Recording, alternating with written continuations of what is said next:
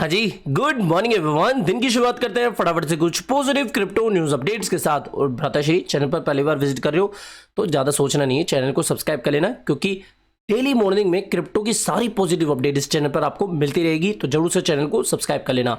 अब बात करते हैं काम की। देखो, BTC 23,000 के नीचे फिसल गया है। सीधी बात, नो बकवास, कि अभी भी मार्केट वेट कर रहा है कि 14 तारीख को जो CPI नंबर निकल के आएगा ना, उसका क्या रंग रूप होगा।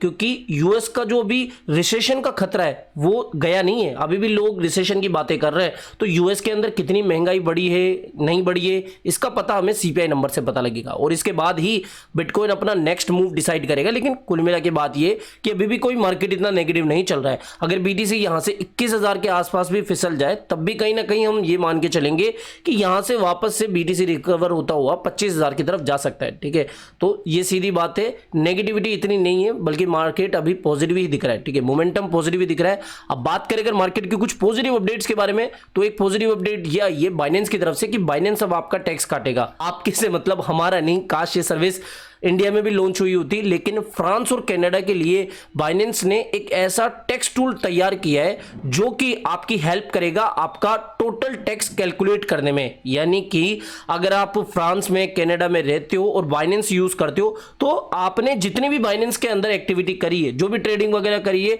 तो उसका कैलकुलेशन करने के बाद में जो बाइनेंस है ना, वो पूरी ट्रेडिंग एक्टिविटीज को कैलकुलेट करने के बाद में आपका जो टोटल टैक्स बनेगा वहां के जैसे फ्रांस या फिर कनाडा के रूल्स रेगुलेशन के अकॉर्डिंग, वो आपको फिर टैक्स काट के बता देगा कि भैया आपका इतना टैक्स हुआ है तो आपको ये देना है। तो ये एक अच्छा टूल है। आई होप ये इंडिया में भी आ जाए जल्द से जल्द।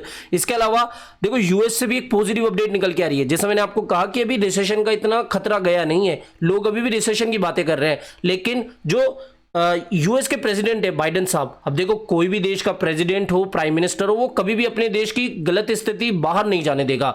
तो यहां पर बाइडेन साहब ने ये कहा है कि यूएस के अंदर जो रिसेशन का खतरा है वो ना के बराबर है, बहुत कम चांस है, बहुत कम ही रिस्क है रिसेशन के। तो ये बाइडेन के कुछ पॉजिटिव स्टेटमेंट है जो कि मार्केट को थोड़ा मोटिवेट करा है कि हाँ, यूएस के अंदर फिलहाल तो कोई रिसेशन नहीं दिख रही। लेकिन भैया सीधी बात, देखो, जो प्रथम नागरिक होता है देश का, वो कभी भी अपने देश की बुराई नहीं करेगा अपने मुंह से।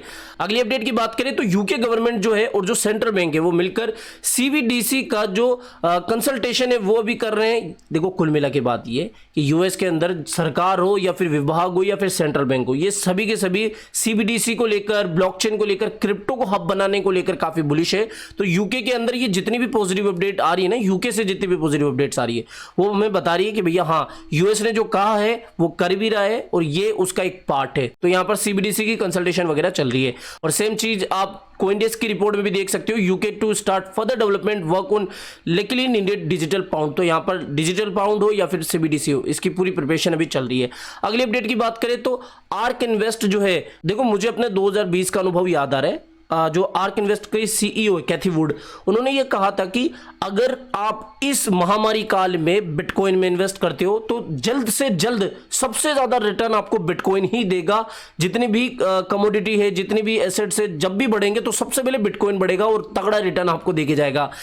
तो 2020 का ये स्टेटमेंट मुझे आज भी मेरे जहन में याद है। और एक्चुअल में $3,000 से बिटकॉइन ने $69 तक का सफर तय करा है। एक साल के अंदर कितना बड़ा मुनाफा आपको दिया होगा, तो आप सोचिए कितनी बड़ी बात है। तो यहां पर आर्क इन्वेस्ट ने एक रिपोर्ट दी है जिसमें यह बताया गया है कि जो क्रिप्टो मार्केट है या फिर जो बिटकॉइन का मार्केट है, वो $multi-trillion का वापस से हो सकता है। लाइक $3 ट्रिलियन तो हमने देखा, ये $multi-trillion में शायद 5-7 ट्रिलियन भी हो सके। और यहां पर BTC की प्राइस को लेकर इन्होंने ये भी प्रेडिक्शन जाहिर करी है कि $1.48 मिलियन एक बिटकॉइन की कीमत जा सकती है। 1.48 मिलियन काफी बड़ा नंबर होता है, करोड़ों में वैल्यू चल जाती है। तो भैया सीधी बात है, मजा आ जाएगा अगर ऐसा कुछ हुआ। मुझे तो कुछ ज्यादा ही मजा आ जाएगा। तो काफी बड़ा नंबर होता है। कैलकुलेट करके बताना बिना गूगल की मदद के कि 1.48 मिलियन कितना होता है INR में। तो यहां पर एक पॉजिटिव अपडेट ये निकल के आई। अगली अपडेट की बात करें तो वॉलमार्ट जो है, उसने पहले भी कहा है, 2022 की एंड में भी अपडेट्स आई थी कि भैया ये जो क्रिप्टो करेंसी को है एक्सेप्ट करेंगे, लेकिन हुआ नहीं था। लेकिन अभी जो इनके ऑफिशियल्स है, उन्होंने ये कहा है कि हम क्रिप्टो को लेकर पॉजिटिव है। और यहां पर इन्होंने ये भी कहा है कि हम खुद भी इस टेक्नोलॉजी के ऊपर काम कर रहे हैं और फ्यूचर में क्रिप्टो करेंसी को एक्सेप्ट करेंगे।